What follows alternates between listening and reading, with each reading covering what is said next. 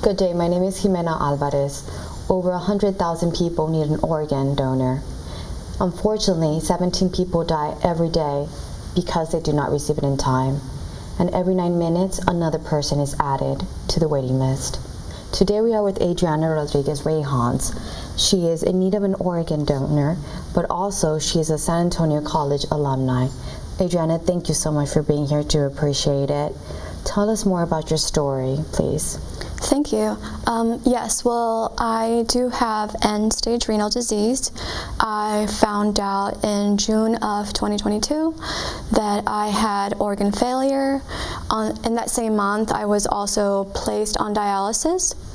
I'm on dialysis every night for 11 hours, and I do twice a week day dwells as well.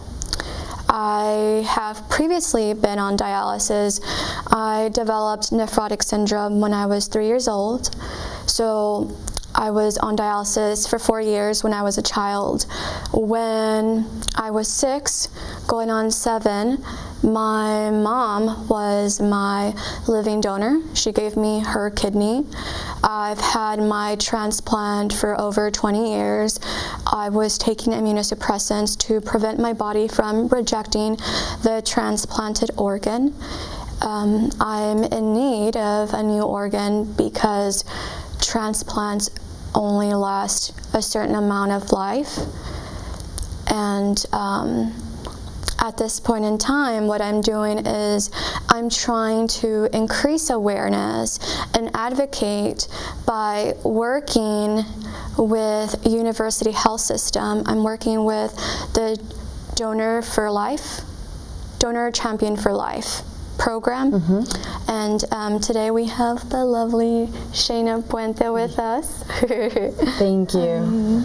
Thank you, Shayna Puente. We do appreciate it. Thank you so much, Adriana, for sharing your story. It's unfortunate that there's many of other folks that are just in the same situation as you are.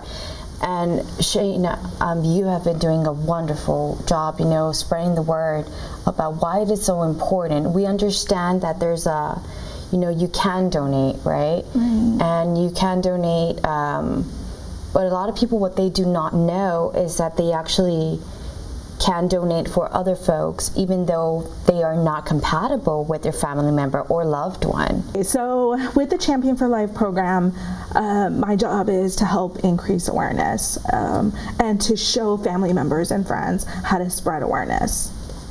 And it's so important for this awareness because there's different options in how you can donate, and not many people know about these options. And so it's really educating the community about it. You can, when you go to the DMV and your driver's license, you can register to become a deceased donor. So that way, after your life, if and you're in a certain situation, you can become an organ donor. But then there's also the option of living. And I have Kim Rakowitz here with me because she is a living kidney donor, and so she's living proof that this option is possible to be able to save lives while alive still. You don't have to wait until the end of your life to do it. You can do it now. Thank you, Shannon. You're welcome. Appreciate it. Kim, you are a champion. You are our angel. What made you want to donate? So I have always been a donor on my license, and I didn't even know that living donation was an option until about 5 years ago, and I saw the need on the back of someone's van, and I was not qualified to donate to that person, so I made the changes that I needed to make to be able to still be a living donor. And there were 2 people in my community that actually needed kidney transplants, and while I did try to donate to them as well, I was not compatible blood match for them. So while I was at University Hospital, I decided that someone there needed my kidney, and I went ahead and I decided to be a non-directed donor. And I successfully donated my kidney on December 16th of 2021 to a man that for sure was the right person to receive my kidney. And I just can't imagine not ever have been able to give that gift of life to him, because it has changed his life significantly. So thank you, Kim. And How was that process? You know, a lot of folks are they're scared, right? They're like, okay, I'm going to donate. How long is the recuperation? Is it painful? Can you tell us more about that, please? So you go over about 2 days of testing, and the testing is very thorough. You meet with a lot of people, you see a lot of people. I don't really remember a whole lot because I felt like I was moving around a lot, but I mean, it was great. And so the recuperation time was really not bad at all. I was in the hospital for a total of 4 days. The second day I was up walking. 2 weeks post-op, my husband and I went on a 5-mile hike. So not much has changed at all in my life. I am still very active. I still get to enjoy the things I've always enjoyed doing, and really, if anything, it's really like made my life even better because I'm more cautious about what I eat, what I do, and staying active, and I'm just always advocating for living donation because it's so near and dear to my heart. I understand also that you're going to be donating again. Yes, so I will be starting the process actually on Monday.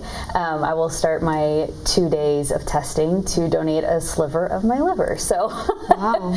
Yes, and that will also be non-directed. So, What did your family think when you said you were going to donate?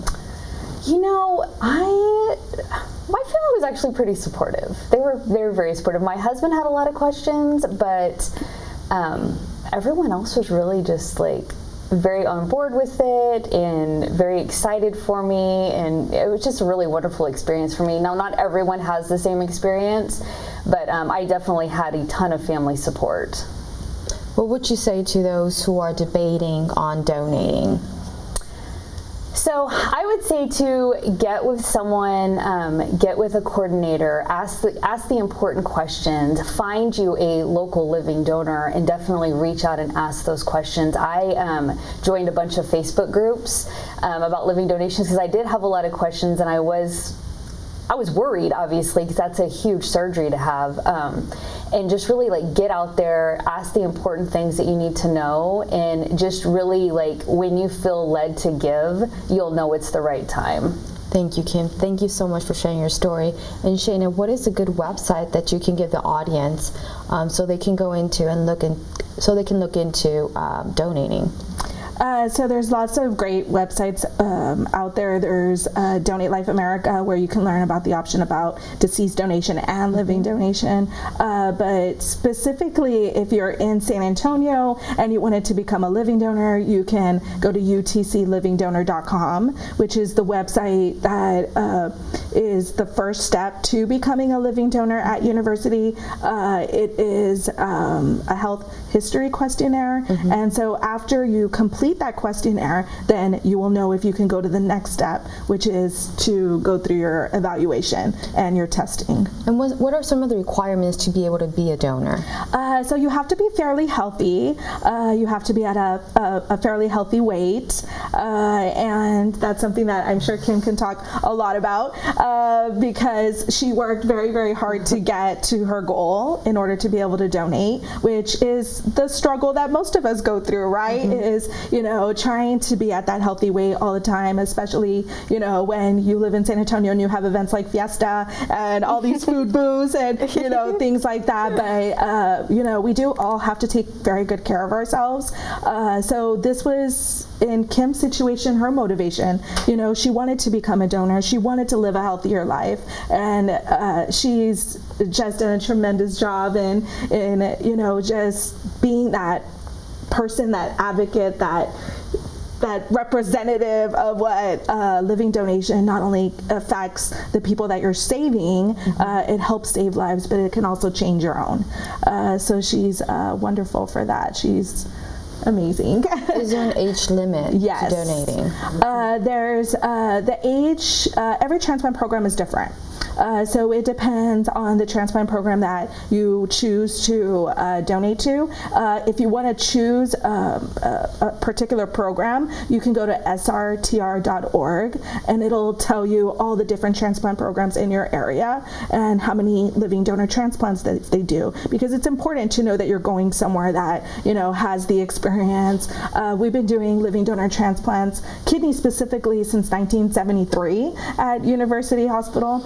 So we have quite a bit of experience, but this is something like Kim, who did her research. If somebody wanted to research where to go, they can go to srtr.org to kind of look at the different transplant programs. But at our center, if you did want to give at university, and specifically for Adriana, if you wanted to help her, the age is 21 to 70. Great. And what is the website if they want to donate for Adriana? If they want to donate to Adriana, the best website is utclivingdonor.com. In the application, it's going to ask you who's the recipient, and at that point, they will put Adriana Rodriguez. Well, thank you all for being here. We hope that we can find soon a donor for Adriana. Thank you so much for everything you've done, Kim. Like I said, you are an angel. Let's hope that more angels come along. Thank you, Shayna. For more information or to become a donor, visit these links.